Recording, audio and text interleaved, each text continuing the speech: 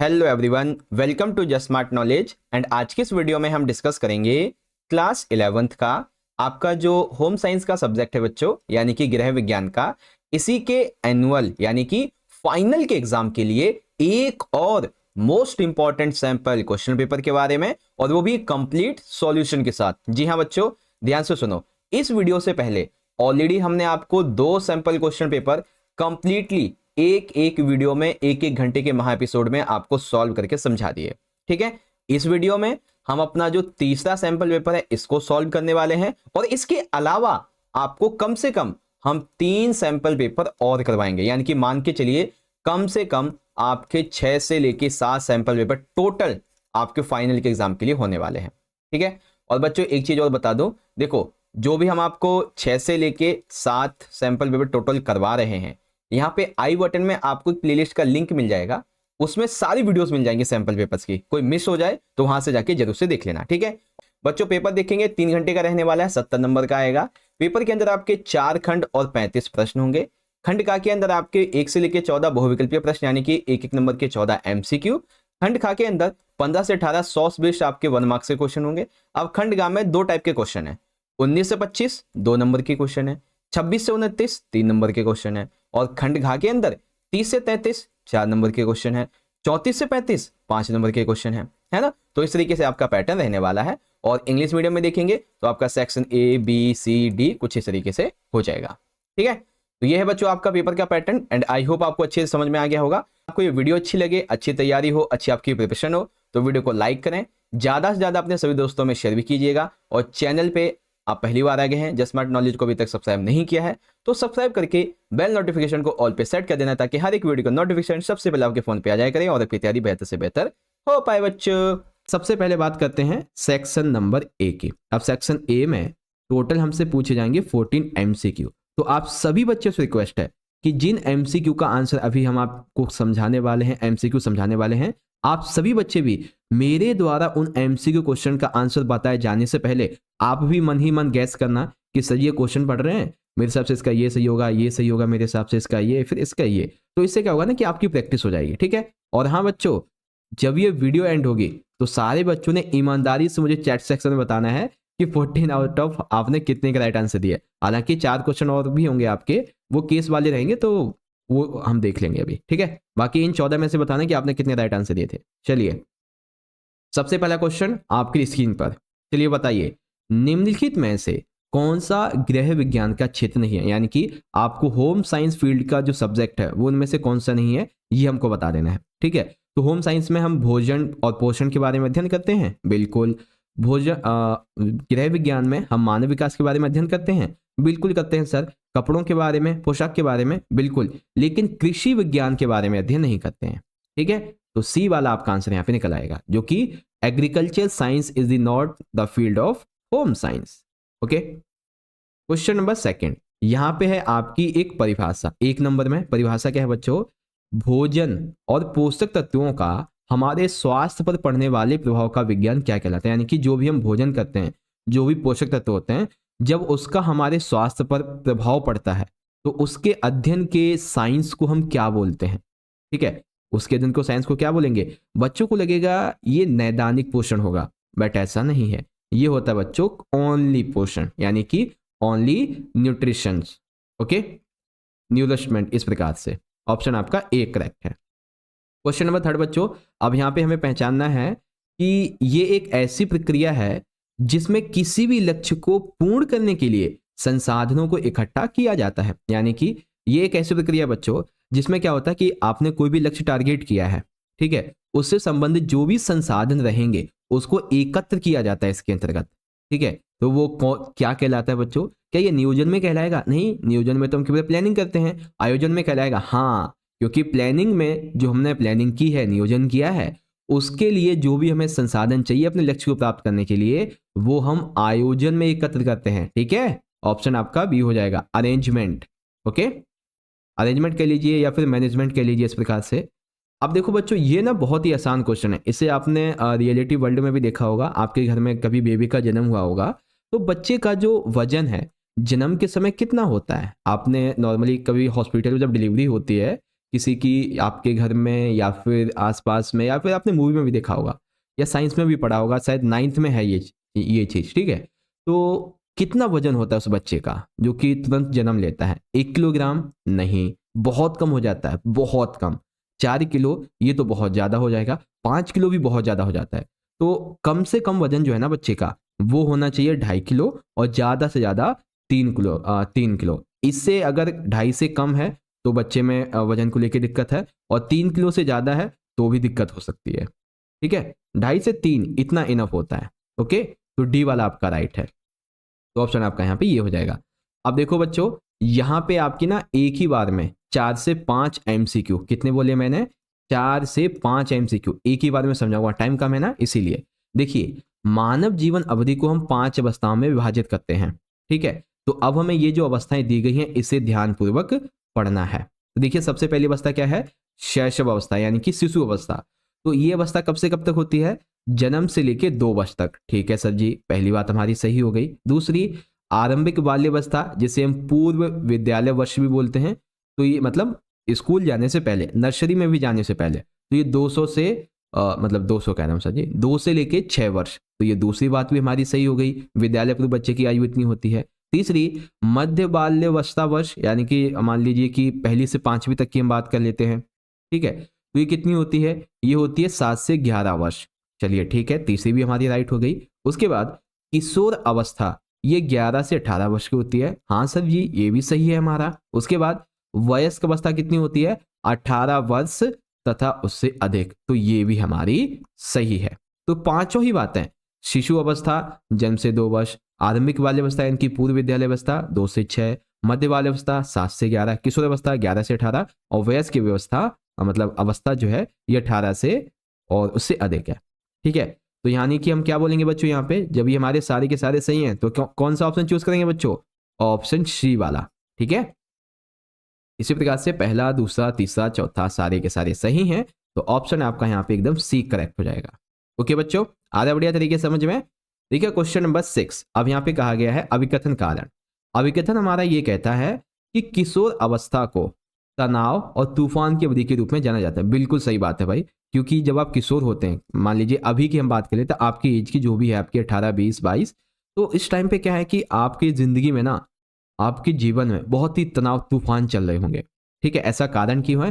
क्योंकि इस समय यानी कि किशोर अवस्था के दौरान शारीरिक तौर पे चाहे लड़की हो या लड़की हो, दोनों में ही बदलाव आते हैं शारीरिक तौर पे, ठीक है। भावनात्मक तौर पे बदलाव आने लगते हैं और कुछ कुछ सामाजिक परिवर्तन भी होते हैं, इसीलिए इसको तनाव और तूफान की अवधि बोला जाता है। तो यहाँ पे देखिए, अभिकथन भी सही है और कारण इसको एकदम सही अच्छे से एक्सप्लेन भी कर रहा है। तो क्या बोलेंगे? अभिकथन ए भी सही है, कारण आर भी सही है, और आर ए की सही व्याख्या करता है, ठीक है। तो ऑप्शन ए हो गया आपका। इसी प्रकार से इंग्लिश में असर्शन भी ठीक है, रीजन भी ठीक है, करेक्ट एक्सप्लेनेशन भी है, तो ऑप्शन ए करेक्ट है। चलिए, अब है क्वेश्चन नंबर हमारा 7। अब देखिए, इसमें आपको अथवा भी मिल गया है। पेपर में देखिए हो सकता है कि आपको एक क्वेश्चन में अथवा मिले एमसीक्यू वाले में, ठीक है, लेकिन मैं आपको यहाँ पे 2 क्वेश्चन में अथवा दूंगा ताकि 14 की जगह आपके 16 एमसीक्यू की तैयारी हो जाए, ठीक है। तो टाइम कम है इसीलिए थोड़ा सा मैनेज करते हैं, ओके। तो 7वां देखिए क्या है बच्चों, जब कोई भी ये कहता है कि मैं लंबा हूं, तो ये उदाहरण स्वयं की किस अवस्था को दर्शाता है, ठीक है। तो स्वयं की कौन सी अवस्था ये, जब वो कहता है कि मैं लंबा हूं, ये सब ये बेसिकली कब होता है? छोटे बच्चे जो होते हैं वो कहते हैं कि मैं बड़ा हो गया हूं अब, है ना। तो ये कौन सी अवस्था है? प्रारंभिक बाल्य अवस्था, ठीक है, 2 से 6 वर्ष। अथवा की बात कर लेते इसी की, तो आय का वह भाग जो हम किसी योजना अथवा किसी व्यावसायिक संस्था में लगाते हैं और जिस पर हमें ब्याज तथा लाभांश प्राप्त होता है, वो क्या कहलाता है? सिंपल सी बात है, देखो आपके पास जो भी पैसा है, ठीक है, आपने आय का एक ऐसा भाग लिया, इसको किसी योजना में या फिर किसी व्यावसायिक संस्था में लगा दिया, ठीक है, जिससे कि आपको ब्याज मिल रहा है यानी कि लाभांश मिल रहा है, तो ये क्या कहलाएगा? इसको क्या बोलेंगे? सिंपल सा सोचो बच्चों, बजट बोलेंगे। बजट तो कुछ और ही होता है, आपकी पूरे साल की, पूरे महीने की, पूरे वीक का अनुमान लगाना कितना खर्चा होगा, कैसे होगा, वो होता है बजट, तो है ना। तो क्या होगा? ये होता है विनियोग। ऑप्शन बी करेक्ट है, ठीक है। इसी प्रकार से इंग्लिश में I am tall example is given which state of one self early childhood, ठीक है, और इसका आपका बी हो जाएगा। क्वेश्चन नंबर 8, यहां पे आपको बताना है बच्चों कि एक अपचयनकारी व्यंजक, क्या बात की जा रही है, अपचयनकारी व्यंजक इनमें से कौन सा नहीं है? सोचो बच्चों, इसमें है तो सोडियम, देखिए कितना कठिन बना दिया गया है, सोडियम ही है, लेकिन कौन सा है? हाइड्रोसल्फाइड है, बाइसल्फेट है, थायोसल्फेट या फिर परबोरेट है। ठीक है, तो मोस्ट ऑफ द बच्चों को पता है क्या लगेगा, ए वाला राइट होगा, क्योंकि इसका नाम तो हमने सुना भी है बहुत बार, है ना, नॉर्मली भी साइंस में भी सुना है और फिजिकल में भी सुना है, लेकिन ऐसा नहीं है। राइट आंसर है बच्चों डी, सोडियम परबोरेट।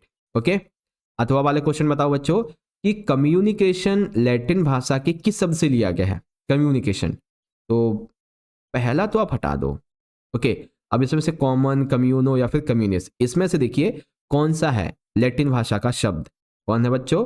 डी वाला, कम्युनिस्ट, कम्युनिस्ट नहीं कम्युनिस्ट। तो इस ये हो जाएगा आपका कि different is not bleacher, option D, and इसका आपका ये भी डी है।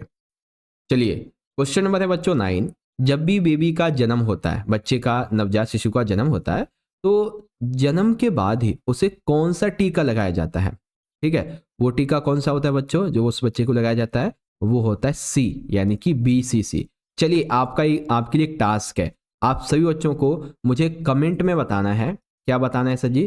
कमेंट में ये बताना है कि ये जो BCC है, ये जो BCC आपका टीका है, ठीक है, इस टीके की फुल फॉर्म क्या है? ठीक है, इस टीके की जो क्या नाम है, फुल फॉर्म है, वो क्या है? जो बच्चा हिंदी में भी और क्या नाम है इंग्लिश में भी एकदम सही राइट आंसर देगा इसका, ठीक है, या फिर किस में भी सही राइट आंसर देगा, हिंदी इंग्लिश दोनों में किसी में भी, मैं उस बच्चे के आंसर को पिन कर दूंगा, ठीक है, ताकि और भी बच्चे को पता चल जाएगा। तो फटाफट से बताओ जिसको भी पता है, ये आपके लिए टास्क है आज का, ठीक है, BCC की BCG, ठीक है, एक सेकेंड, यहाँ पे सी लिख रहा हूँ, जी है बेसिकली आपका ये, ठीक है, वही तो कहूँ, BCG, इसकी फुल फॉर्म क्या है बताएंगे बच्चे? तो देख लेते हैं, अब इसका ऑप्शन सी हो जाएगा आपका। देखो बच्चों, नियोजन, नियोजन के कितने चरण होते हैं? तो नियोजन के होते हैं भैया जी 5 चरण, ठीक है। अब ध्यान से सुनो जो मैं कह रहा हूं, इस पेपर का जो पार्ट 2 है, ठीक है, इस पेपर का पार्ट 2, उसमें क्वेश्चन है 35, क्वेश्चन नंबर 35, उसमें नियोजन के आपके जो 5 चरण है ना, मैंने एक अलग से टॉपिक लेके इसको समझाया हुआ है, ठीक है। तो आप सभी पार्ट 2 के क्वेश्चन को देख लेना, आपकी नियोजन के जितने भी चरण हैं सारी के सारी आपको समझ में आ जाएंगे। नियोजन कह लीजिए या फिर आप ये कह सकते हैं कि प्रबंधन के कितने चरण हैं, वो सब कुछ मैंने उसमें क्लियर किया हुआ है, तो आप देख लेना उसको, ठीक है। तो नियोजन के 5 चरण होते हैं, इसी प्रकार से इंग्लिश में यहाँ पे ये केवल 5 हो जाएगा। ओके, चलिए क्वेश्चन नंबर 11, सूत्र के कम से कम एक सेट की इंटरलूपिंग को डैश कहते हैं, ठीक है। क्या बात की जा रही है? सूत्र का कम से कम एक सेट जो होता है, इसकी इंटरलूपिंग को क्या बोलते हैं? सिंपल सा सवाल है, क्या बोलते हैं बच्चों? निटिंग बोलते हैं, ठीक है, क्या बोलते हैं? निटिंग। अगला क्वेश्चन नंबर 12, विशेष आवश्यकता वाले बच्चों के लिए परिधान में विशिष्ट क्षेत्र में क्या लगानी चाहिए, क्या होना चाहिए बेसिकली? मतलब कि जो CWSN बच्चे हैं, इनके जो कपड़े होते हैं, इनमें जो विशिष्ट क्षेत्र होते हैं, वहां पे क्या होना चाहिए? 1 सिलाई नहीं, 4 सिलाई नहीं, कच्ची नहीं, बल्कि यहाँ पे होनी चाहिए दोहरी सिलाई, ताकि उन्हें कोई भी नुकसान ना पहुंचे, ठीक है। तो डुअल स्टिचिंग होनी चाहिए। क्वेश्चन नंबर हमारा है 13, बहुत इंपॉर्टेंट है क्वेश्चन ये कि प्रतिवर्ष 6 अप्रैल को किस दिवस के रूप में मनाया जाता है? एक वो आपका 21 जून वाला है, ठीक है, 21 जून का, ठीक है, और एक ये है 6 अप्रैल वाला। तो 6 अप्रैल को क्या किस रूप में मनाया जाता है बच्चों? हर दिवस ये मनाया जाता है बच्चों विश्व शारीरिक परिश्रम दिवस के रूप में, ठीक है। अब 21 जून के लिए अलग से एक स्पेशल वीडियो लेके आऊंगा ना, मतलब पेपर, तब उसमें इसके बारे में सारी जानकारी आपको दूंगा, ठीक है। तो क्या होता है? विश्व शारीरिक परिश्रम दिवस मनाया जाता है, ठीक है, ऑप्शन सी करेक्ट है। चलिए क्वेश्चन नंबर 14, अब यहाँ पे देखिए क्या है बच्चों, यहाँ पे धुलाई की कुछ पार्ट हैं, उसे हमें ध्यान से पढ़ना है। तो सबसे पहले दिया गया बच्चों धुलाई का नाजुक चक्र, इसमें क्या होता है? दोलन का समय कम रखें और दोलन की गति धीमी रखनी चाहिए, ठीक है। अलग से धोएं, ये है अलग से धोएं, तो एक समान रंगों को इकट्ठा धोएं, ठीक है, एक समान जो रंग है इनको एक साथ धोएं, अलग रंग को अलग धोएं, ठीक है। तीसरा, उलट कर धोएं, धोने से पहले हमेशा वस्त्र को उल्टा कर लें, क्योंकि इससे क्या होता है, बाहर की जो चमक होती है वो बची रहती है। दूसरा, हाथ से धुलाई, हाथ से मलने और दबाने की विधि से धोएं, यानी कि देखिए नाजुक चक्र, दोलन का समय कम रखें, ठीक है, गति भी धीमी रखें। एक जैसे कपड़ों का रंग है तो एक जगह धोएं, दूसरे रंग को दूसरी जगह धोएं। कपड़ों को हमेशा उलटकर धोना चाहिए और कपड़ों के मैल को निकालने के लिए हमेशा हाथों का उपयोग करना चाहिए, हाथों से रगड़ना चाहिए उसको। ठीक है, तो ये सारी बातें कपड़े को धोने के संबंध में बिल्कुल सही है। तो क्या बोलेंगे बच्चों, यहाँ पे ऑप्शन ए वाला, ठीक है, ये हमारा राइट है। इसी प्रकार से इंग्लिश में critical cycle, thread separately and ये हो गया आपका हैंड वॉशिंग हो गया। तो ये सारी चीजें हैं, तो ऑप्शन आपका जो ए वाला है ये करेक्ट हो जाएगा।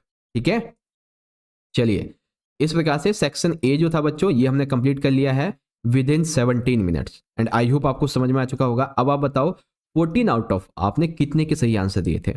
ओके, चलिए अब जो बच्चे क्या नाम है, अब सेक्शन बी की बात कर लेते हैं। इसमें है केस स्टडी। ठीक है, सेक्शन बी में है हमारी केस स्टडी।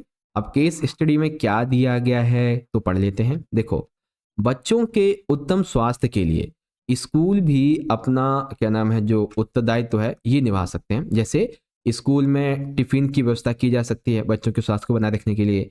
स्कूल के फाटक पर खोमचे वालों के लिए प्रतिबंध लगाकर बच्चों के लिए संक्रामक रोगों से बचाया जा सकता है। जैसे रेडी पटरी वाले नहीं होते हैं जो बाहर लगा के रखते हैं दोपहर में, वो जो चौमिन बनाते हैं जिस हाथों से, वैसे कुछ है ना, तो ऐसे लोगों को वहां से स्कूल के बाहर नहीं लगाने देना चाहिए।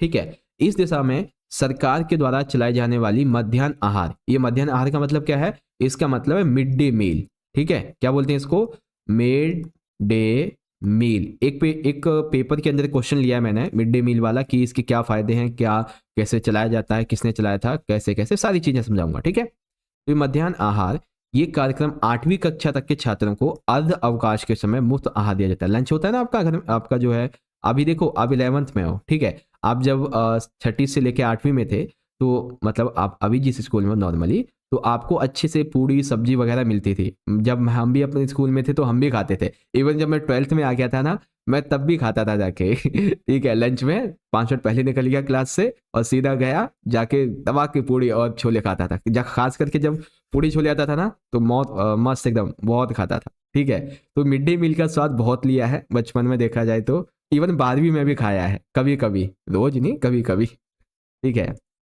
तो ये तो कुछ बातें रही आपके साथ में शेयर करने की। चलिए क्वेश्चन पे ध्यान देते हैं बच्चों। क्वेश्चन ये है कि 1 ग्राम प्रोटीन से कितनी कैलोरी प्राप्त होती है। देखिए, एक बच्चे का डाउट था, उसने फिर गूगल किया था और फिर पूछा भी था, तो मैंने बता दिया था बच्चों को कि 1 ग्राम आपका जो क्या नाम है वसा होता है। ठीक है, 1 ग्राम आपका जो वसा होता है इसमें 9 कैलोरी होता है। ठीक है, कितना, 9 कैलोरी।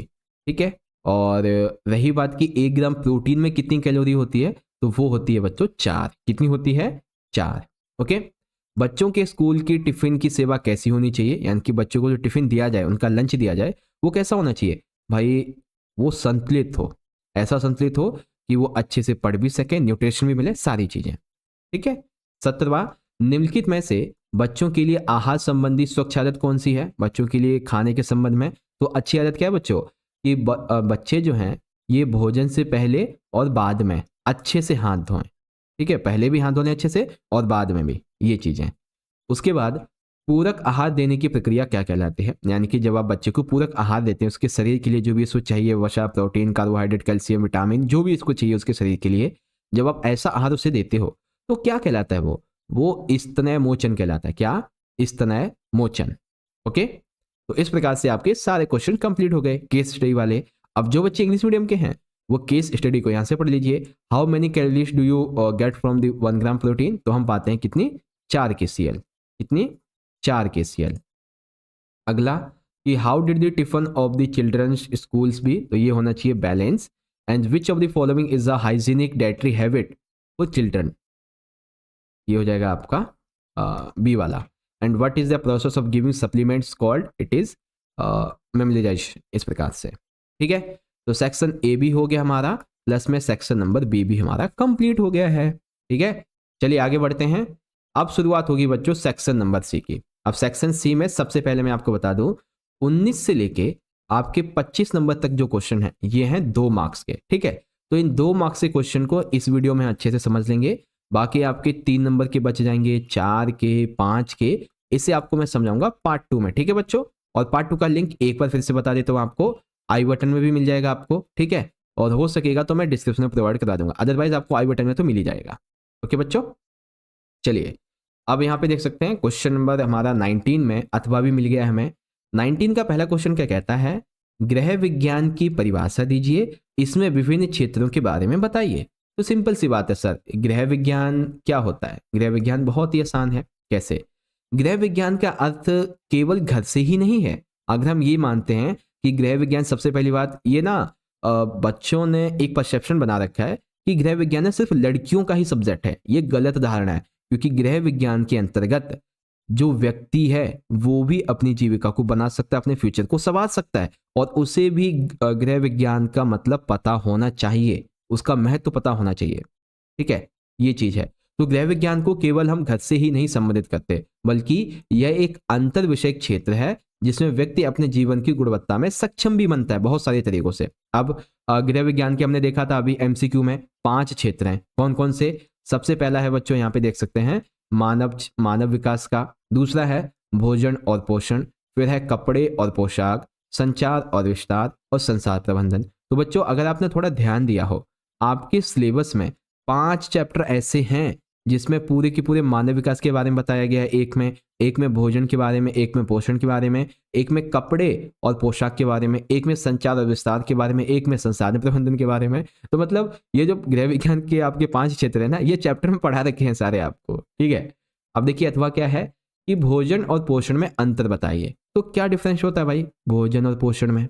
आइए देख लेते हैं। देखो, जब हम बात करते हैं भोजन की, तो भोजन ठोस भी हो सकता है, द्रव पदार्थ जैसे आलू हो गया, ठीक है, और दालें हो गई। ये दोनों एग्जाम्पल है ना इसके। तो इसको निगलने, पचाने, अवशोषित होने के बाद शरीर को पोषक तत्व प्रदान होता है, पोषक तत्व मिलता है, इसको हम भोजन बोलते हैं। ठीक है, तो भोजन क्या है बच्चों?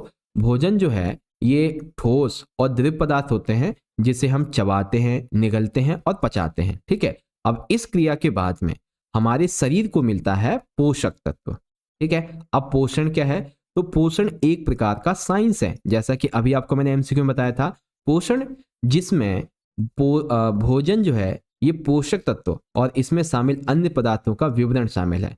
ठीक है, बेसिकली पोषण क्या हो गया? ये एक तरीके का विज्ञान है जिसमें अध्ययन किया जाता है भोजन के पोषक तत्वों का और इसमें शामिल अन्य पदार्थों का। ठीक है, तो क्या है भोजन, क्या है पोषण, समझ गए? चलिए, ये हो गया आपका यहाँ पे 19। अब इसी का इंग्लिश मीडियम में देखेंगे बच्चों यहाँ पे कि define home science and describe the various field. तो होम साइंस क्या होती है बच्चों, उसके बारे में यहाँ से पढ़िए। एंड होम साइंस है 5 एरियाज, यानी कि 5 फैक्टर्स। तो वो क्या, वो भी पढ़ लीजिए यहाँ पे। ठीक है, पहला ह्यूमन डेवलपमेंट है, सेकंड फूड न्यूट्रिशन है, और थर्ड है clothing, and fourth communication and extension है, एंड फिफ्थ है आपका रिसोर्स मैनेजमेंट। उसके बाद differentiate between food and nutrition. तो फूड क्या होता है बच्चों, यहाँ से पढ़िए, और न्यूट्रिशन क्या होता है आप यहाँ से पढ़ लीजिए अच्छे से। ओके, चलिए आगे देखते हैं क्वेश्चन नंबर 20। बहुत ही आसान है बच्चों, आपको सिर्फ ये बताना है सबसे मजबूत और सबसे कमजोर जो तंतु हैं वो कौन से हैं। तो सबसे मजबूत तंतु है बच्चों नायलॉन, और ये होता है कृत्रिम, यानी कि जिसे मानव के द्वारा बनाया गया है। ठीक है, और सबसे कमजोर तंतु होता है ऊन, और ऊन को बनाया गया प्राकृतिक तौर पे, यानी कि हमें प्राकृतिक तौर पे मिल जाता है। ठीक है, नायलॉन मानव निर्मित है, और ऊन जो है सबसे कमजोर तंतु ये बनाया जाता है, मतलब प्रकृति का है। ओके, तो आप देख सकते हैं यहाँ पे ए और बी ये हो जाएगा। आगे देखो बच्चों, कार्य वक्र को विस्तार से समझाइए। अब कार्य वक्र क्या होता है? तो देखो, किसी विशिष्ट समय अवधि के दौरान किए गए चित्रात्मक निरूपण से है, अर्थात एक विशेष टाइम पीरियड में जब चित्रात्मक निरूपण किया जाता है उसे हम कार्य वक्र बोलते हैं। अब होता क्या है? तो इस कार्य वक्र के द्वारा कार्य के लिए स्फूर्ति का मतलब होता है कि शक्ति, गति ये मिलती है। ठीक है, इसकी अवधि, काम करने की अधिकतम क्षमता की स्थिरता की स्थिति, और थकान के कारण अधिकतम गिरावट को दर्शाया जाता है। ठीक है, तो ये होता है सिंपल सा कार्य वक्र। ओके, बहुत ही इजी था। उसके बाद इंग्लिश मीडियम में डिस्क्राइब दी वक्रव। तो वक्रव क्या होता है यहाँ से पढ़ लीजिए। ओके बच्चों, चलिए क्वेश्चन नंबर 22, इसमें पूछा गया है लंबी या गलियारा क्यों महत्वपूर्ण है? 2 बिंदु लिखिए। लंबी नहीं सर जी, लौबी है, बिल्कुल बिल्कुल।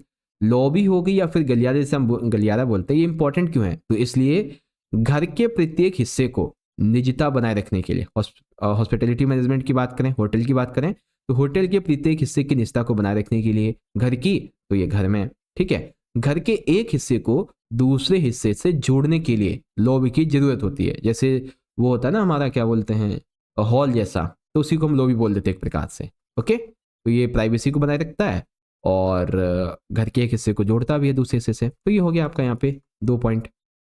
चलिए 23, व्यायाम को कितने भागों में बांटा सकता है? तो व्यायाम को बेसिकली 3 पार्ट में डिवाइड करते हैं। सबसे पहला है सहन शक्ति निर्माण, दूसरा मतलब सहन शक्ति निर्माण, इसको हम वातापेक्षी एरोबिक्स व्यायाम भी बोलते हैं। दूसरे होते हैं शक्ति निर्माण, इन्हें हम प्रतिरोधी व्यायाम भी बोलते हैं। तीसरे होते हैं संतुलन बढ़ाने के लिए या फिर लचक वाले व्यायाम। तो 3 प्रकार के, सहन शक्ति, शक्ति और संतुलन, ये वाले व्यायाम होते 3। बस into how many parts can be exercise divided, तो कितने पार्ट में डिवाइड होती है पढ़ सकते हैं यहाँ से। ओके, क्वेश्चन नंबर 24 बहुत ही आसान है बच्चों। किन्हीं 2 ऑक्सीकारक व्यंजकों के नाम बताइए। अगर आपने ध्यान दिया होगा बच्चों, तो इस पेपर में हम जो है काफ़ी इजी क्वेश्चंस को डिस्कस कर रहे हैं, है ना। आपने ध्यान दिया होगा तो काफ़ी इजी, लेकिन पता है क्या होता है कि पेपर में कई बार क्वेश्चन कुछ ऐसे ही आते हैं जो बहुत ईजी होते हैं। तो इस पेपर का लेवल भी हमने कुछ ऐसा ही रखा है, लेकिन नेक्स्ट पेपर जो होगा उसमें लेवल रखूंगा नॉर्मल, ठीक है, और उससे अगला जो है उसमें रखूंगा हार्ड, जिससे कि ना आपके हर एक पैटर्न की बहुत अच्छे से तैयारी हो जाएगी। ठीक है, चलो बताओ किन्हीं 2 ऑक्सीकारक के नाम। तो सबसे पहला है बच्चों सोडियम हाइपोक्लोराइड और दूसरा है सोडियम परबोरेट, ये है 2। ठीक है, उसके बाद अनियमित भूख से आप क्या समझते हैं? अनियमित भूख यानी किसी ने आपको भूख ज़्यादा लगे, हाँ बिल्कुल ठीक है, यही होगा। तो अनियमित भूख क्या हो गई कि कई बार बच्चा एक समय का भोजन अच्छी तरह से तो खा लेता है, जबकि दूसरे समय के भोजन को खाने से मना कर देता है। यह एक स्थायी मनोदशा है जिसे अनियमित भूख के नाम से जाना जाता है। कि कई बार बच्चा क्या होता है कि एक समय का भोजन एक टाइम उसने खा लिया सुबह, अब दूसरी बार जब खाने आता मानते हैं लंच में, तो वो मना कर देता है, वो खाता ही नहीं है। ये मनोदशा होती है उसकी, जो कि अनियमित भूख को अनियमित भूख के नाम से जानी जाती है। सिंपल कॉन्सेप्ट है। ओके, चलिए name of any 2 oxidizing bleaches, तो उसके बारे में ये पॉइंट दिए गए हैं, आप यहाँ से पढ़ सकते हैं। एंड ये 2 पॉइंट हैं आपके। And what do you understand by the irregular hunger, तो इरेगुलर हंगर क्या होती है, ठीक है, आप यहाँ से पढ़ लीजिए। चलिए एक आखिरी क्वेश्चन 2 नंबर का डिस्कस करते हैं, फिर 3, 4, 5 को पार्ट 2 में। तो क्वेश्चन है निर्धारित व्यय तथा आधे निर्धारित व्यय में अंतर स्पष्ट कीजिए। तो निर्धारित व्यय क्या होता है बच्चों, ध्यान से देखो, ये है व्यय निश्चित है, यानी कि निर्धारित यानी कि देखिए, जबकि नाम से में पता चल रहा है निर्धारित यानी कि निश्चित है, इसमें किसी भी प्रकार की कोई कमी नहीं की जा सकती है। जैसे मान लेते हैं आप किराए पे रहते हो, तो आपके मकान का किराया हो गया, ठीक है, आपके बच्चे की स्कूल की फीस हो गई, नौकर का आपके घर में नौकर करने वाला जो वेतन हो गया, ये इसको हम कम नहीं कर सकते, ये निर्धारित ही है। ठीक है, जैसे मकान मालिक हो गए आप, तो आपके रूम का किराया मान लेते हैं कि आपने उठा रखा है, तो रूम का किराया मान लेते हैं 5000 है, ठीक है, तो आप उसको कम नहीं करोगे। ठीक है, अब जैसे आपके बच्चे की जो स्कूल की फीस है वो पर मंथ जाती है 1000 रुपया, ठीक है, कितनी जाती है 10,000 ज़्यादा हो गया सर जी, एक नॉर्मल व्यक्ति 1000 रुपये तक अफोर्ड कर सकता है, ठीक है, तो मान लेते हैं 1000 रुपये है। नौकर का आपका वेतन जो है मान लेते हैं उसका 10,000 है, ठीक है, तो आप इनमें से किसी भी चीज़ पे कमी बिल्कुल भी नहीं कर सकते हो। ठीक है, किसी में भी कमी नहीं कर सकते। उसके बाद अर्ध निर्धारित व्यय क्या होता है कि कुछ मदों पर खर्चा बढ़ाया या घटाया जा सकता है, यानी कि कुछ ऐसी चीजें होती हैं जिसपे खर्चे को आप कम या ज्यादा कर सकते हो। जैसे कि आप कपड़े हैं, आप कपड़े खरीद तो कभी 10,000 के, कभी 500 के खरीदे, तो आप उस पर डिपेंड करता है। आप भोजन की बात करते हैं तो कभी आप भोजन बाहर से मंगा लेते हैं, कभी आप घर पे बनवा लेते हैं, तो ये जो है ना डिपेंड करता है, मतलब आप किसी चीज पे अपना पैसा कम भी खर्च कर सकते हो, ज्यादा भी, ये आप पे डिपेंड होता है। तो निर्धारित कम नहीं हो सकता है, अर्ध निर्धारित में आपकी मर्जी है। Okay, differentiate between fixed expenditure and half fixed. तो फिक्स्ड क्या होता है, हाफ की जगह आप यहाँ पे सेमी लिखेंगे, ठीक है, क्या लिखेंगे, सेमी फिक्स्ड। तो ये सेमी फिक्स्ड एक्सपेंडिचर है, इस प्रकार से। अब शुरू करते हैं आज के इस पेपर को। अब यहां से शुरुआत होगा हमारा आज का सेशन। देखिए क्वेश्चन नंबर 26 क्या कहता है बच्चों, संतुलित आहार से आप क्या समझते हैं और इसकी योजना करते समय आप किन बातों को ध्यान में रखेंगे। यानी कि जो एक संतुलित आहार है इसका अर्थ क्या है, और जब आप इसकी योजना बनाते हैं तो आपको क्या बातें ध्यान में रखनी है। चलिए सबसे पहले बात करते हैं कि होता क्या है। तो वह आहार, वह भोजन जिसमें विभिन्न प्रकार के खाद्य पदार्थ पर्याप्त मात्रा में मिले हों, संतुलित आहार कहलाते हैं। सिंपल सी बात है, हम जो भी खाना खाएं उसमें वे सभी पदार्थ मिले हुए हों पर्याप्त मात्रा में, क्या नाम है, जो हमारे शरीर के लिए आवश्यक हैं, जैसे कि वसा, कैल्शियम, प्रोटीन, विटामिन, कार्बोहाइड्रेट, ये सारी चीज़ें मिली हुई होनी चाहिए इस, और कितनी, जितनी हमारे शरीर को आवश्यकता है। अब संतुलित आहार की योजना बनाते समय हमें निम्नलिखित बातों को ध्यान में रखना चाहिए। सबसे पहला, इसमें विभिन्न प्रकार के खाद्य पदार्थ शामिल होते हैं, यानी कि किसी एक टाइप का खाद्य पदार्थ नहीं लेना है, कई प्रकार के लेने हैं। ठीक है, सभी खाद्य पदार्थों का इस्तेमाल किया जाता है और ये सभी पोषक तत्व जो है ना वो आरडीए के अनुसार होते हैं। देखो बच्चों, आरडीए ने 5 प्रकार के पोषक तत्वों की बात की है। ठीक है, तो एक पेपर ऐसा लाऊंगा, सैंपल क्वेश्चन पेपर, जिसमें 5 प्रकार के जो इसने बताए हैं ना, इसको अलग से मैं आपको समझा दूंगा। ओके, तो ये आपका आरडीए वाला हो गया। उसके बाद जो भी हमारा ये आहार होगा, इसमें जो भी पोषक तत्व होंगे वो एकदम सही अनुपात में होंगे। अब जब ये सही अनुपात में होंगे तो ये पोषक तत्व हमारे शरीर को अतिरिक्त सुरक्षा भी प्रदान करेंगे। ठीक है, ये हमें अच्छा स्वास्थ्य देंगे, साथ ही साथ हमारी लंबाई के अनुपात में अपेक्षित जो शारीरिक वजन, जैसे बीएमआई होता है ना, उस हिसाब से ये हमारे वजन को बनाए रखेगा। ओके, ये चीज है, बहुत ही सिंपल था। सेकंड क्वेश्चन क्या है बच्चों, कि संतुलित आहार जब आप तैयार करें तो इसमें खाद्य वर्ग के जो उपयोग के दिशा निर्देश हैं वो क्या क्या होते हैं। तो आ जाइए दिशा निर्देशों को देखते हैं। संतुलित आहार तैयार करने के लिए बहुत सारे दिशा निर्देश हैं। वैसे ही क्वेश्चन आपका 5 नंबर का है, बट यहाँ पे 3 नंबर में देखिए अगर लिया गया है तो इसका मतलब ये है कि 5 नंबर में और मोस्ट इंपॉर्टेंट क्वेश्चन होगा आपका। ठीक है ना, तो देखो अगर ये 3 नंबर में आएगा तो आपको 3 से 4 पॉइंट लिखने हैं। ठीक है बच्चों, अगर ये 4 नंबर में आएगा तो 4 से 5, और 5 में आएगा तो पूरे 6 पॉइंट। ओके, चलो, संतुलित आहार तैयार करने के लिए सबसे पहला हमें प्रत्येक आहार में प्रत्येक खाद्य वर्ग से कम एक पदार्थ को परोसना चाहिए। जो भी खाना होगा उसको खाद्य वर्ग के ना प्रत्येक एक पदार्थ में परोसना चाहिए, प्रत्येक एक पदार्थ को। ठीक है, अब ऐसा इसलिए क्योंकि हर एक पदार्थ का ना अपना एक अलग अलग पोषक तत्व होता है, इसीलिए हमें एक एक सभी का पदार्थ मिलना चाहिए। दूसरा, शाकाहारी भोजन में प्रोटीन की गुणवत्ता बढ़ाने के लिए मिला जुला कर पदार्थों का उपयोग करना चाहिए, जैसे कि अनाज, दाल, खिचड़ी, दूध और चावल का खीर, है ना। ये चीजें अनाज और दाल मिला के खिचड़ी बना सकते हैं, दूध और चावल मिला के खीर बना सकते हैं। तो शाकाहारी भोजन में प्रोटीन की गुणवत्ता मिला जुला के बढ़ाई जा सकती है। ठीक है, दूसरी, कच्ची सब्जियां और फलों को भोजन में शामिल करना, यानी कि कच्ची सब्जियां जो होती हैं उनके भोजन, और फल जो होते हैं उनका भोजन बना लेना। ठीक है, उसके बाद कैल्शियम और अन्य पोषक तत्वों की आपूर्ति के लिए दूध हो गए, दूध से बने हुए पदार्थ हो गए, इनको लेना चाहिए, क्योंकि दूध को एक संपूर्ण आहार कहा जाता है। ठीक है, लौह और विटामिन सी के अलावा सभी पोषक तत्व हमें इससे मिल जाते हैं।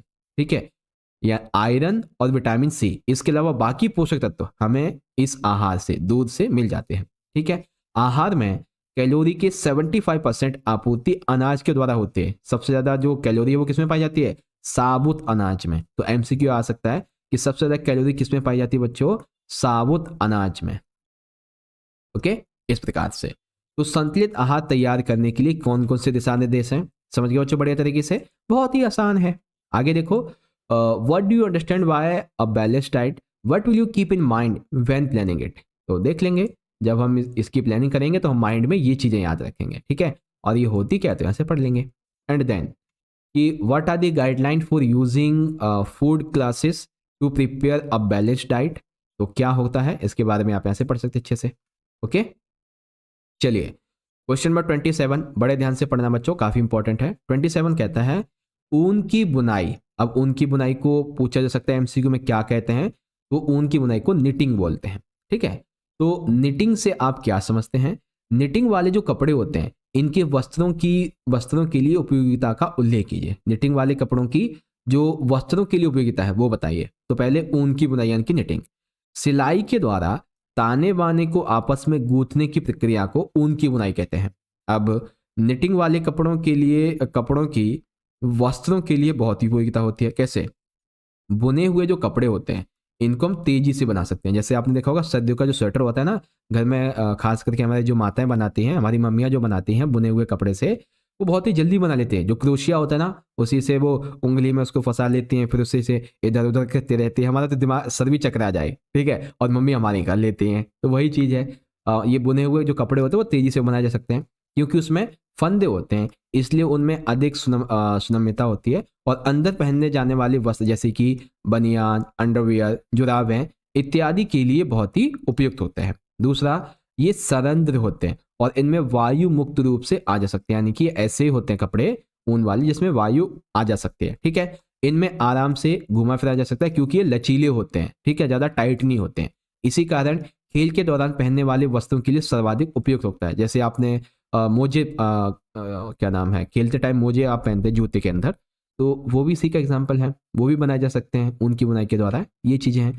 और भी एक आधा पॉइंट होगा, नहीं इतना ही ठीक है। 3 नंबर के लिए इतना इनफ है बच्चों। निटिंग क्या होती है और निटिंग वाले कपड़ों की वस्तुओं के लिए क्या उपयोगिता है। ओके, क्वेश्चन नंबर 27 का English medium. What do you understand by knitting wool and mention the usefulness of knitting fabrics for textile? तो knitting of wool क्या है, बाकी के पॉइंट यहाँ से देख सकते हैं। ओके, क्वेश्चन नंबर 28 अब है बच्चों कि बीएमआई की सही सीमा बनाए रखने के कोई 3 लाभ बताइए, यानी कि बीएमआई। ठीक है, देखो मैं आपको अभी बता देता हूँ। पेपर नंबर आपका जो 6 होगा ना, पेपर नंबर 6 है, मैं 6 लेके आऊँगा टोटल। पेपर 6 के अंदर बीएमआई के हर एक भार का, जिसमें कम भार कितना है, सामान्य भार कितना होता है, ठीक है, और अति भार कितना होता है, मोटापा 1, मोटापा 2, मोटापा 3, ये क्या होता है, इन सभी को उस पेपर के अंदर आपको मैं समझाऊंगा। क्वेश्चन सारे रेडी हैं, बस आपके लिए वीडियो बनानी बाकी रह गई है। ठीक है, तो बीएमआई के बारे में उसमें समझा दूंगा, एक क्वेश्चन अलग से समझाऊंगा बीएमआई का, तो टेंशन मत लो, बीएमआई का कॉन्सेप्ट आपका अच्छे से समझा दूंगा। ठीक है, अब देखिए, जब हम बीएमआई की सही सीमा बनाए रखते हैं तो उसके क्या 3 लाभ होते हैं। सही सीमा का मतलब क्या हो गया कि बीएमआई के हिसाब से जो भी वजन बताया गया है, ठीक है, वो अगर हम बनाए रखते हैं तो उसके क्या लाभ होंगे। सबसे पहला लाभ जो है इसका वो ये रहेगा बच्चों कि इससे मधुमेह रोग होने की संभावना कम हो जाती है। क्योंकि मधुमेह होने का एक सबसे बड़ा रीजन क्या है, सबसे बड़ा रीजन ये भी है कि मोटापा ज़्यादा होना। तो बीएमआई के हिसाब से जब हम अपने वजन को रखेंगे तो मधुमेह होगा ही नहीं। दूसरा, मधुमेह रोगी के द्वारा बीएमआई नियंत्रित करने से उनके रक्त में शर्करा की मात्रा कम हो जाती है, इंसुलिन जो होता है वो काम करना शुरू कर देता है। ठीक है, उसके बाद हृदय रोगों की संभावना कम हो जाती है, साथ ही कुछ प्रकार के कैंसर, जोड़ों का दर्द इत्यादि की संभावना भी कम हो जाती है। हमारा शरीर फिट रहता है, हम तंदुरुस्त रहते हैं। और एक आधा पॉइंट अपनी तरफ से लिख देना, बस हो गया। बीएमआई के ये लाभ हो जाते हैं, मतलब बीएमआई का जब हम सीमा सही बनाए रखते हैं। ठीक है, इसी प्रकार से mention any 3 advantages of maintaining the correct limit of BMI, तो बहुत सारी हैं, आप पढ़ सकते हैं यहाँ से। चलिए, ओके, तो चलिए बच्चों अब हम बात करते हैं अगले क्वेश्चन की। अब ये 3 नंबर का हमारा अगला क्वेश्चन है, बजट निर्माण के चरण नामांकित कीजिए। यानी कि जब भी आप कोई बजट बनाते हो तो इसके क्या क्या चरण होते हैं, फटाफट से समझाइए। तो बहुत ही आसान है बच्चों, जब भी हम बजट बनाते हैं तो हम क्या देखते हैं भाई, कि हम ये देखते हैं कि हमारे लिए सबसे जरूरी वस्तु क्या है, हमारे लिए सबसे जरूरी सेवा क्या है, सर्विस क्या होने वाली है, तो हम पहले उसकी सूची तैयार करते हैं। अब सूची हमने तैयार कर ली, यानी कि मान लीजिए ये एक लिस्ट हमने तैयार कर ली जिसमें हमें कुछ ये वस्तुएं चाहिए और कुछ हमें ये सेवाएं चाहिए।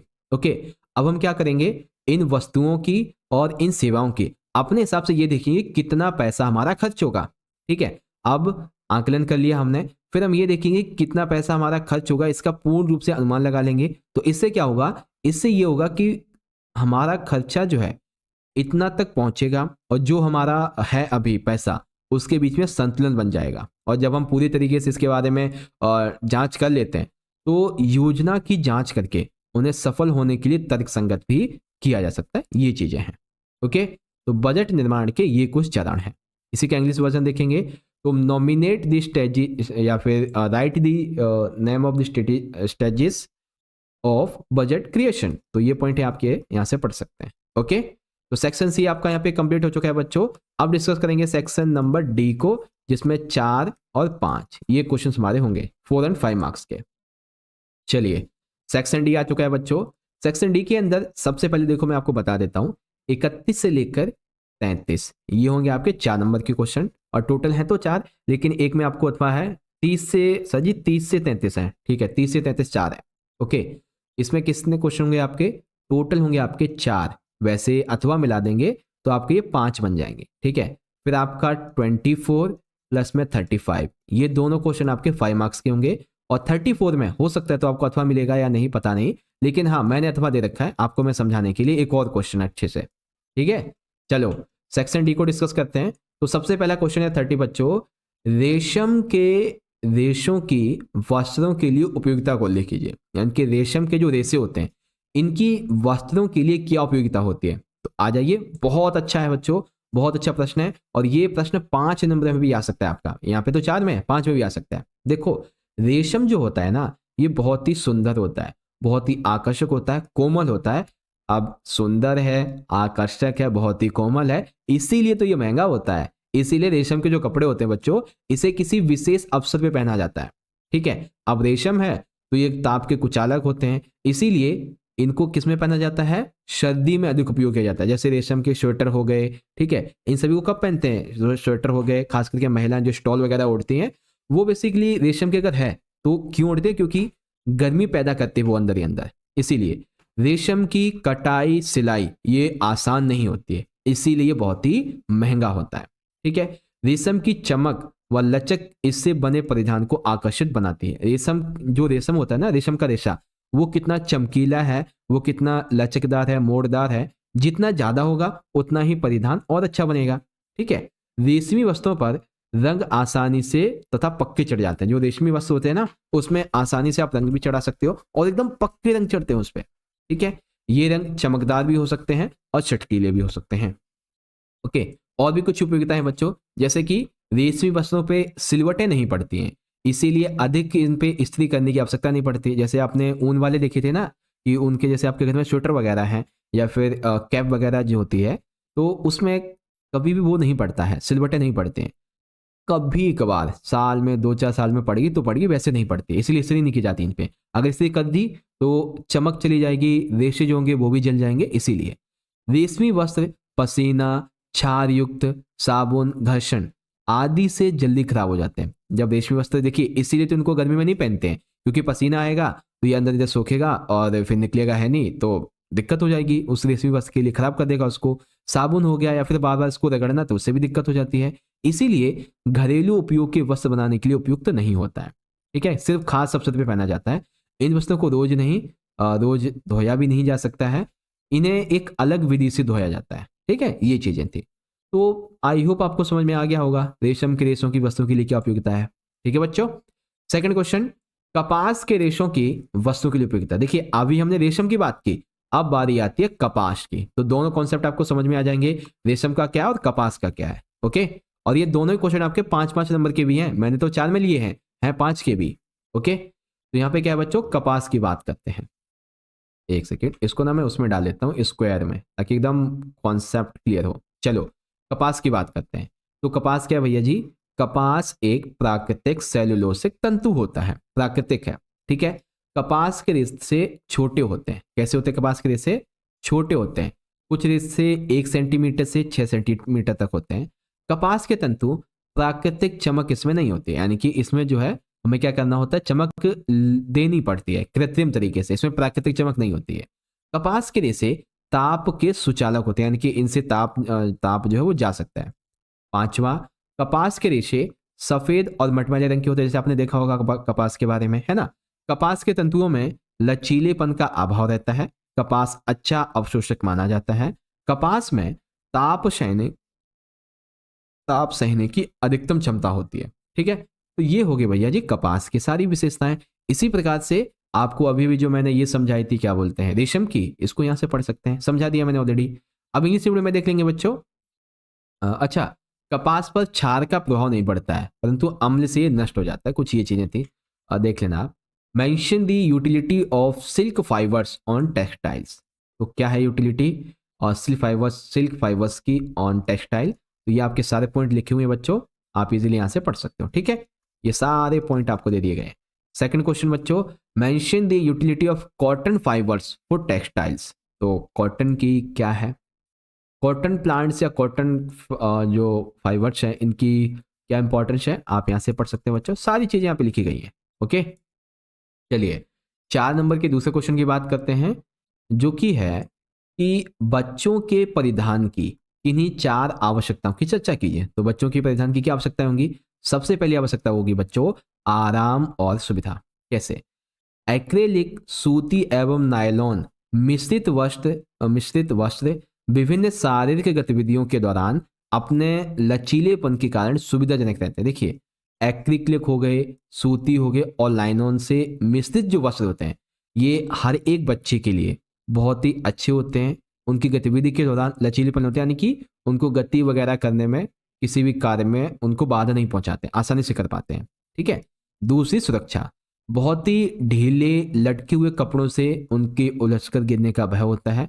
वे भली प्रकार से फिट होने चाहिए, अर्थात बच्चे के जो कपड़े होते हैं ना, वो आप इस चीज से सोच के ना खरीदें कि बच्चा मान लेते अभी 2 साल का है, उसके लिए अभी हम खरीद लेते हैं कि 5 साल तक चले, ऐसे कपड़े खरीद लेते हैं, तो इससे उसके गिरने की संभावना है। ठीक है। ऐसा कई बार होता है, आम फैमिलीज में ऐसा ही होता है कि बच्चा अगर जैसे 5वीं में 6ठी में पढ़ रहा है, तो उसके लिए ड्रेस इस हिसाब से ली जाती है कि ये 8वीं 9वीं तक चलती रहे उसके। ठीक है। और फिर वो उसमें बहुत ही मतलब ऐसा लगता है कि कपड़े ने उसने कपड़े को नहीं पहना है, कपड़े ने उसको पहन लिया, ऐसा लगता है। ठीक है। तो ऐसे ढीले ढाले लटके हुए कपड़े नहीं, बल्कि फिट हो वो कपड़े। ठीक है। तीसरा, स्वयं सहायता। कपड़े ऐसे होने चाहिए बच्चों के लिए जिसे वे स्वयं भी आसानी से पहन सके, यानी कि ऐसा नहीं कि उसमें कहीं बटन जा रहा है, कहीं पे कुछ जा रहा है, कहीं से मुड़ाई हो रही है, कहीं से गुलाई हो रही है, कुछ ऐसा नहीं। नॉर्मल जो कपड़े होते हैं जिसे बच्चा स्वयं भी पहन सके। ठीक है। 5-7 साल का आसानी से। उसके बाद वृद्धि के लिए गुंजाइश, यानी कि बच्चों की शारीरिक वृद्धि को देखते हुए वस्त्र को लंबा किया जाए, ऐसी गुंजाइश होनी चाहिए। जैसे कि पैंट या फ्रॉक के निचले किनारे पर अतिरिक्त कपड़ा और सिली मुड़ाई होनी चाहिए। इसकी अतिरिक्त वस्त्र ऐसे ही सिकुड़े नहीं।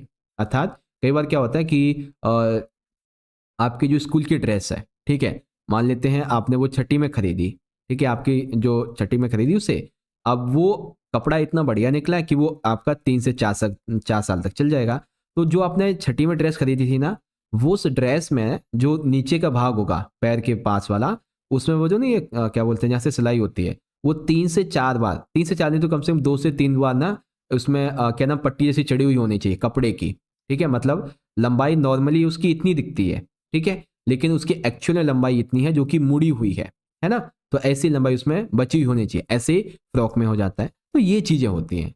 तो बच्चों के परिधान की ये कुछ विशेषताएं जो कि बहुत ही आसान है। ओके, चलिए उसके बाद में discuss any 4 requirements for childrens clothing. तो कंफर्ट एंड कन्वीनियंस होनी चाहिए, सेफ्टी होनी चाहिए, सेल्फ हेल्प होनी चाहिए एंड स्कोप ऑफ ग्रोथ ये होनी चाहिए, और साथ ही ऐसे कपड़े जो सिकुड़े नहीं। ओके, क्वेश्चन नंबर 32 काफी इंपॉर्टेंट है बच्चों। क्रियात्मक विकास या फिर कह सकते हैं गयात्मक विकास, ठीक है, या फिर इसको मोटर विकास, और ये सच्ची 3 बातें हैं। ठीक है, क्रियात्मक, गयात्मक, मोटर, ये विकास होता क्या है और इसके प्रकार को समझाइए। तो क्रियात्मक, गयात्मक, अरे ये तो वो बन गई, राइमिंग बन गई, क्रियात्मक, गयात्मक, मोटर विकास राइमिंग बन गई। ये तो शारीरिक गतिविधियां तथा विभिन्न गतिविधियों पर नियंत्रण क्रियात्मक विकास कहलाता है। यानी कि हम जो भी शारीरिक गतिविधियां करते हैं, विभिन्न प्रकार की जो भी गतिविधि करते हैं, उस पे नियंत्रण को ही हम क्रियात्मक विकास कहते हैं। अब ये 2 प्रकार से होता है, ध्यान से समझे बच्चों, क्योंकि इनमें से एमसीक्यू कई बार आते हैं। ओके, तो क्रियात्मक विकास 2 प्रकार का होता है। कौन कौन सा? सबसे पहला बच्चों स्थूल क्रियात्मक विकास। कैसे? स्थूल क्रियात्मक विकास का अर्थ है शरीर की बड़ी मांसपेशियों की गतिविधियों से जुड़ा होना, जैसे कि कंधे, जांघों, ऊपरी भुजा आदि की गतिविधियां स्थूल क्रियात्मक विकास को दर्शाती हैं। इन मांसपेशियों का प्रयोग करके हम उठ सकते हैं, बैठ सकते हैं, चल सकते हैं। ठीक है, तो स्थूल क्रियात्मक क्या हो गए? ये बेसिकली ऐसी हमारी शरीर की मांसपेशियों से जुड़ी हुई हैं जो बड़ी हैं आकार में। ठीक है, जैसे कंधे, जंघे, ऊपरी भुजा, ये सारी चीजें, इनकी मदद से हम चल सकते हैं, उठ सकते हैं, बैठ सकते हैं, दौड़ सकते हैं। वहीं बात करें सूक्ष्म क्रियात्मक विकास की, तो इसमें शरीर की छोटी मांसपेशियों का उपयोग होता है। जैसे छोटी मांसपेशियां, जैसे हमारी उंगलियां हो गई, अंगूठे हो गए, इनके प्रयोग से जब हम कोई चित्र बनाते हैं, कोई भी चीज को पकड़ते हैं, ऐसी गतिविधियों को हम सूक्ष्म बोलते हैं। तो स्थूल का मतलब हमारे शरीर के बड़े अंगों के द्वारा, और सूक्ष्म यानी कि शरीर के छोटे अंग, जैसे कि आपकी हाथ की उंगलियां, अंगूठे, पैर की उंगलियां, इस प्रकार से। ओके, तो ये चीज हो गई आपकी। तो ये होता है क्रियात्मक विकास, बहुत ही सिंपल हो गया। चलिए अगला कि functional development, explain what is dynamic development and it's type. तो देख सकते हैं यहाँ पे सारी चीजें दी गई, आप इजीली रीड आउट कर सकते हैं। चलिए ये हो गए हमारे अभी 4 नंबर के 3 क्वेश्चन, ये 4 नंबर का आखिरी है, फिर 5 नंबर का आएगा। क्वेश्चन है नियोजन के चरण को उदाहरण सहित समझाइए। तो भैया जी नियोजन के कितने चरण हैं? तो आ जाइए समझते। 5 चरण बताए थे ना, तो 5 ही पॉइंट यहाँ पे समझेंगे। 5 है तो 5 पॉइंट, लेकिन 4 पॉइंट समझेंगे। देखिए, नियोजन प्रक्रिया में हम कौन सा कार्य कर रहे हैं या फिर हम उस कार्य को किस प्रकार से करेंगे और कैसे करेंगे, इसका चुनाव किया जाता है। तो नियोजन प्रक्रिया में क्या होता है बच्चों, कौन सा कार्य हम कर रहे हैं, उस कार्य को किस प्रकार से करेंगे, इसका चुनाव किया जाता है। नियोजन प्रक्रिया में कार्य विधि का भी चुनाव होता है। कार्य को किस विधि के द्वारा किया जाएगा उसका चुनाव करके योजना बनाई जाती है। ठीक है, जब हम नियोजन प्रक्रिया करते हैं बच्चों, तो इसको करते समय हमें बहुत सारे प्रश्नों को ध्यान में रखना होता है, जैसे कि हमारी वर्तमान स्थिति कैसी है, हम इस नियोजन के माध्यम से कहाँ पहुंचना चाहते हैं, अर्थात हमारा लक्ष्य क्या है, उस लक्ष्य को प्राप्त करने के लिए हमें कितना टाइम लगेगा, ठीक है, और उस लक्ष्य तक पहुंचने में हमारा जो भी उद्देश्य है उसकी प्राप्ति कैसे होगी। उदाहरण के लिए एक नियोजन का एग्जाम्पल लेते हैं। जैसे मान लेते हैं आपके स्कूल में जो एनुअल डे होता है, वार्षिक उत्सव, आपको मैंने दृश्य लेखन भी करवाया था, है ना। तो वार्षिक उत्सव आपके स्कूल में होने वाला है, जो कि आपकी वर्तमान स्थिति है। तो नियोजन की पहली स्थिति क्या हो गई कि आपके स्कूल में ना वार्षिक उत्सव होने वाला है और ये आपकी वर्तमान स्थिति है। आपका उद्देश्य ये है कि आपको वार्षिक उत्सव बहुत ही अच्छे तरीके से मनाया जाना है। ठीक है, ये आपका लक्ष्य माना जाएगा। ओके, वार्षिक उत्सव होने में अब 2 महीने बचे हुए हैं। ये आपका क्या है, अंतराल है। क्या होगा, अंतराल होगा। अब आप योजना में उस वार्षिक उत्सव को करने के लिए सभी संसाधनों को इकट्ठा करेंगे, यानी कि अब आपने रिसोर्स का मैनेजमेंट कर लिया। ठीक है, वह उस वार्षिक उत्सव को पूरा करने के लिए जो चीजें चाहिए आप उनका चयन करके योजना बनाएंगे और कार्य निर्धारित किए जाएंगे।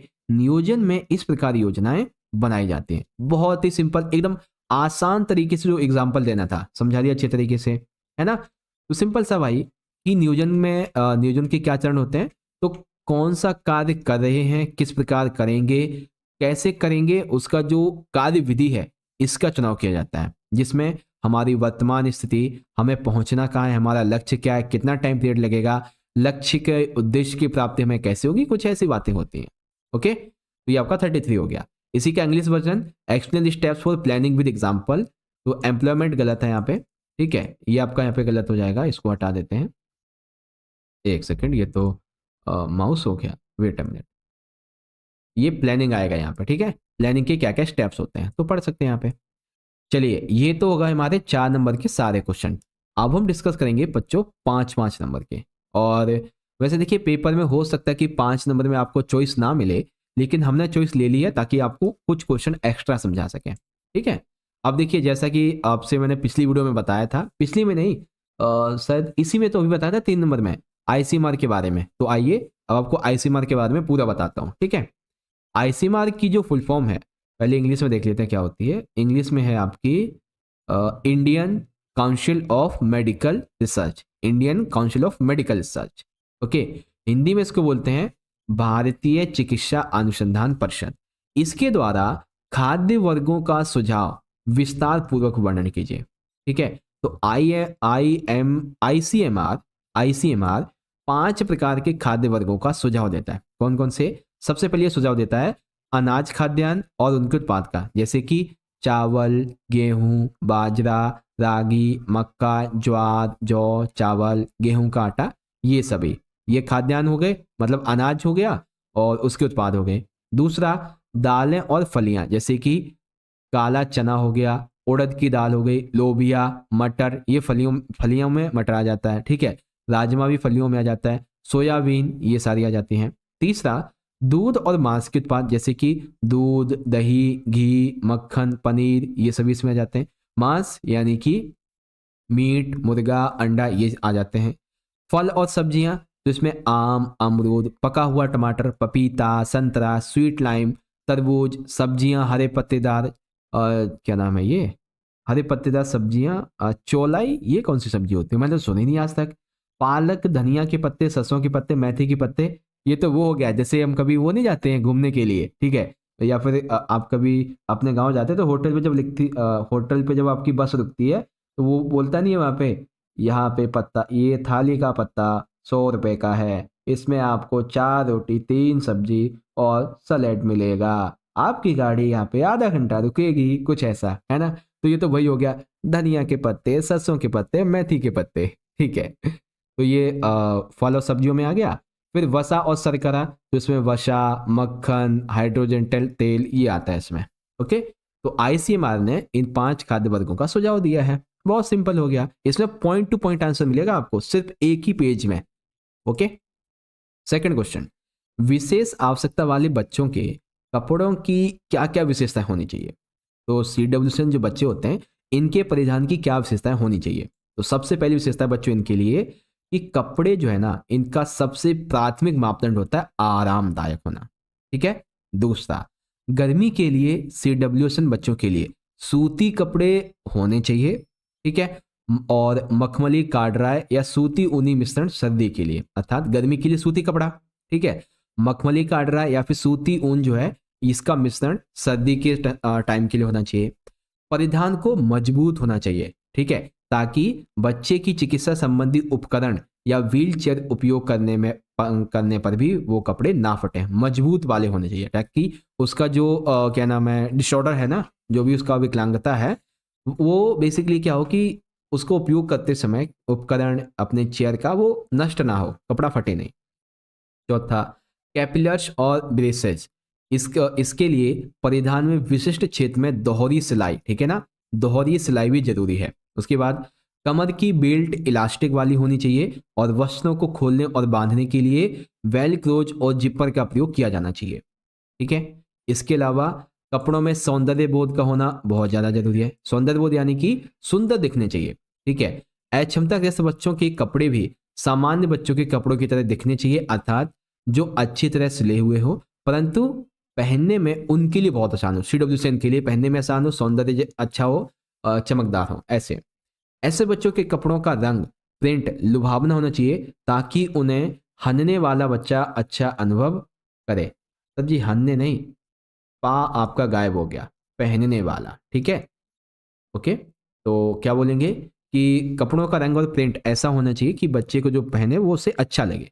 ऐसे बच्चों के लिए सबसे उपयुक्त परिधान वो है जो पहनने वाले, देखभाल करने वाले दोनों की व्यक्तिगत आवश्यकताओं के अनुरूप बनाया गया हो, यानी कि जो उसका देखभाल करता है CWCN बच्चे का और खुद CWCN, इन दोनों की मर्जी से बनाया गया हो, वो ज्यादा परिधान अच्छा है, वो कपड़ा ज्यादा अच्छा है।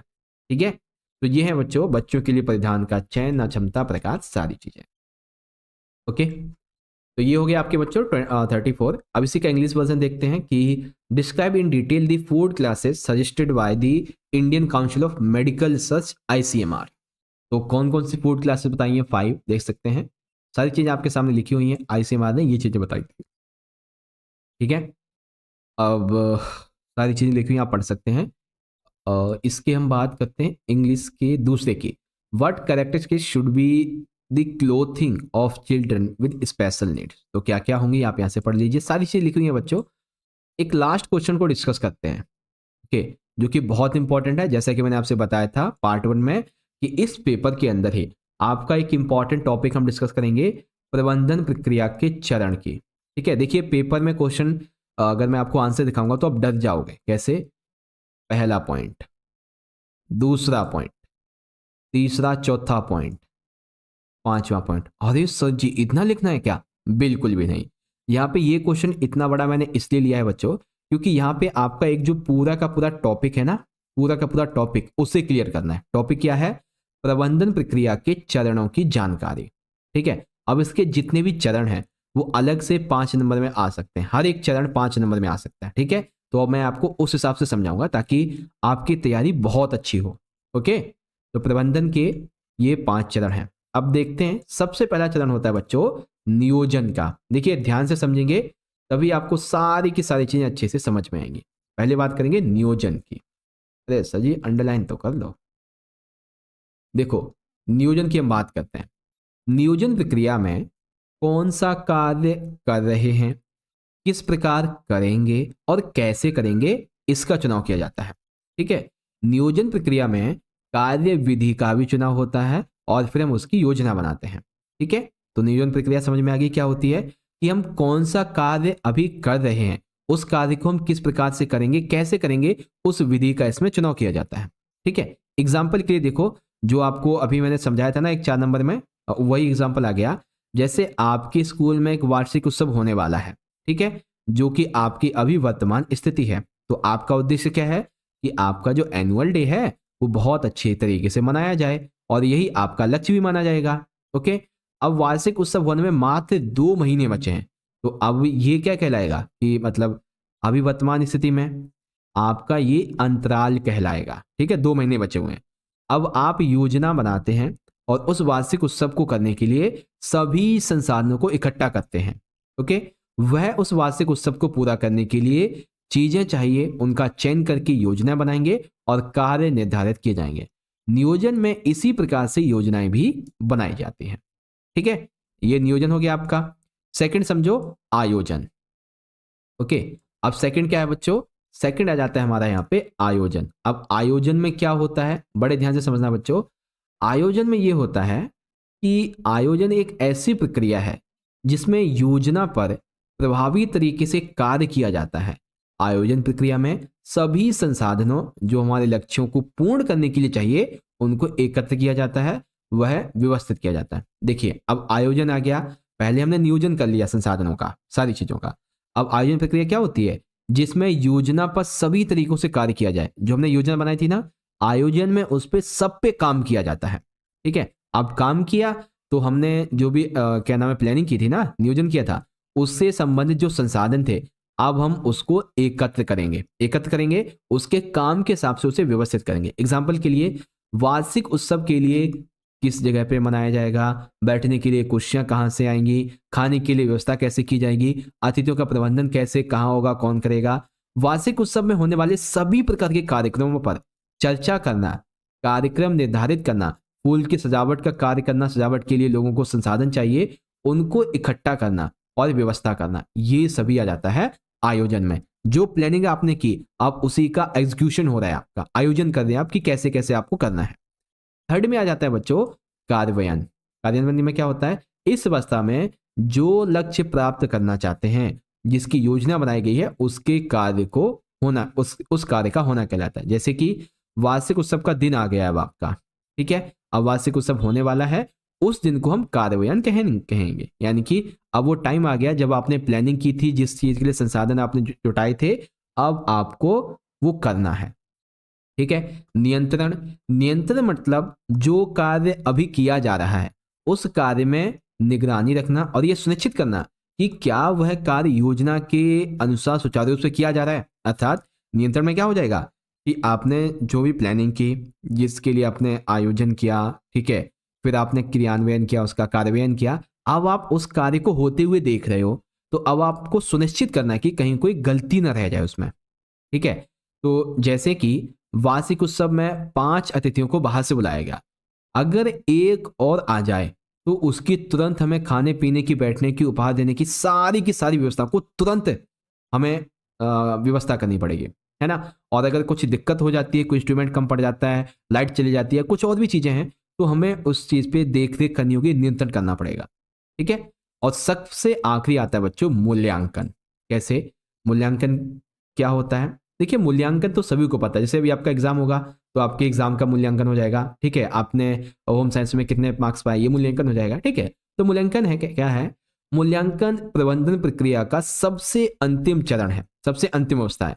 मूल्यांकन एक बहुत ही महत्वपूर्ण चरण है जो कि हमें ये बताता है कि हमारा अंतिम परिणाम क्या है और वह पहले सुनिश्चित किए हुए परिणामों से की तुलना में और उसकी सुनिश्चित किए हुए परिणामों की तुलना की जाती है। एक सेकेंड, ये लाइन बेसिकली यहाँ पे दोबारा से आई थिंक रिपीट हो गई है। देखो, सिंपल सी बात है, मूल्यांकन में क्या होता है? मूल्यांकन प्रबंधन की सबसे अंतिम अवस्था है। ठीक है, सबसे महत्वपूर्ण चरण है जो कि हमें ये बताता है कि हमारा अंतिम परिणाम क्या रहा है। हमने जो पहले से अपना परिणाम सुनिश्चित किया हुआ था, ठीक है, और वर्तमान में हमारा जो परिणाम आया है, हम उसकी तुलना करते हैं। जो हमने सोचा था और जो हमें देखिए, जो आउटपुट हमने सोचा था हमें मिलना चाहिए और जो आउटपुट हमें मिला है, हम उसकी डिफरेंशिएट करते हैं, हम उसकी तुलना करते हैं। ठीक है, जैसे कि वार्षिक उत्सव समाप्त होने के बाद में यह पता लगाया जाएगा कि जैसे हमने योजना बनाई थी उसी प्रकार से क्रियान्वित हुआ या नहीं, क्या क्या संकट आए, उन संकट को किस प्रकार से दूर किया गया, जिससे कि भविष्य में जब यह वार्षिक उत्सव दोबारा होगा तो हम उन चीजों पे ध्यान रखेंगे। और इवैल्यूएशन में यही होता है, मूल्यांकन में यही होता है कि आप जो है ना अपनी चीजों को अच्छे से समझ जाते हो। कोई गलती रह जाती है आपकी पूरी प्लानिंग में, मैनेजमेंट में, तो आप उसको ना अच्छे से नेक्स्ट टाइम के लिए याद रखते हो और उसको दूर करते हो अगले टाइम पे। तो ये चीजें हैं, बहुत ही इंपॉर्टेंट टॉपिक था बच्चों ये, इसलिए मैंने बहुत ही धीरे धीरे और आसानी से आपको समझाया है, ठीक है, विद एग्जाम्पल। अब जो बच्चे इंग्लिश मीडियम के हैं वो यहाँ से देखो कि प्लानिंग क्या होती है। ओके, अब प्लानिंग के लिए सारे के सारे पॉइंट आपके दिए गए हैं, यहाँ से पढ़ सकते हैं। उसके बाद ये दूसरी प्लानिंग तो नहीं है, ये आयोजन है, ठीक है। यहाँ पे ये प्लानिंग नहीं होगा, ये आयोजन आएगा यहाँ पे, ठीक है। एंड सी है आपका इम्प्लीमेंटेशन, और उसके बाद में आपका कंट्रोलिंग आ जाएगी, ठीक है, implementation, controlling and the last evaluation. पूरी की पूरी प्लानिंग का आपका इवैल्यूएशन होगा यहाँ पे। ओके, तो इस तरह से प्यारे बच्चों आप सभी ने मेरे साथ मिलके क्लास 11th के अपने होम साइंस यानी कि गृह विज्ञान के फाइनल के एग्जाम के लिए जो हमारा तीसरा और मोस्ट इंपॉर्टेंट सैंपल पेपर था, इसको कंप्लीटली सॉल्व करके समझ लिया है। अगर आपको ये वीडियोस अच्छी लग रही है, हमारी मेहनत आपको अच्छी लग रही है, पसंद आ रही है, तो ज़्यादा से ज़्यादा वीडियो को लाइक किया कीजिए बच्चों, क्योंकि आपका एक एक लाइक हमें बहुत मोटिवेट करता है ऐसी वीडियोस को बनाने के लिए। तो लाइक करें, शेयर करें अपने सभी क्लासमेट्स के साथ में, और चैनल पे आप पहली बार आ गए हैं और जस्ट स्मार्ट नॉलेज को सब्सक्राइब नहीं किया तो कर लीजिए, और आप हमें इंस्टा पे फॉलो कर सकते हैं, ये हमारी आईडी है।